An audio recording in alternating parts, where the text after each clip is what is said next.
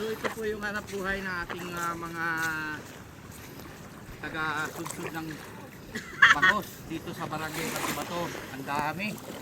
Nag-try po tayo.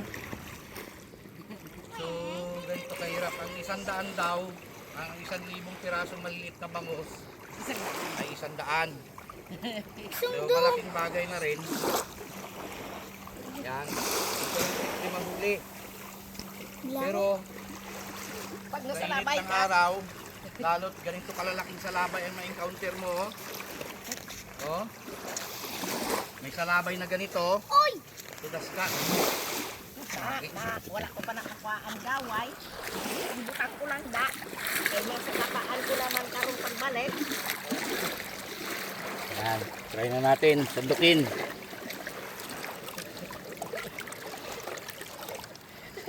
Ayan, kung makikita natin yung maliliit na yun, oh. Yan. Yan ang bangus. Bangus fry kung tawagin. Ilagay dito sa balde. Puno na.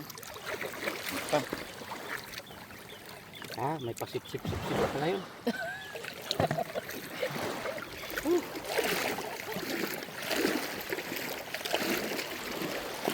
Yung araw ganito din ang trabaho ng ating mga magulang. Yan, nahuli kami ng ganito. Kakarang na sa dalong haw.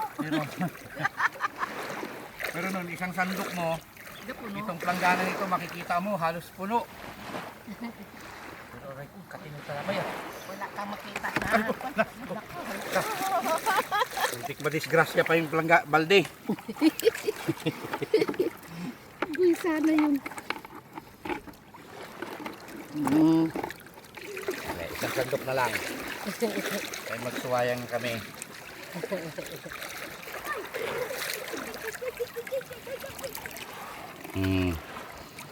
Ayan oh.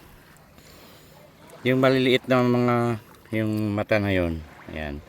Bilangin natin 1, 2, 3, 4, 5, 6. Ito malalaki na to. Buga ano yan? Tawag doon?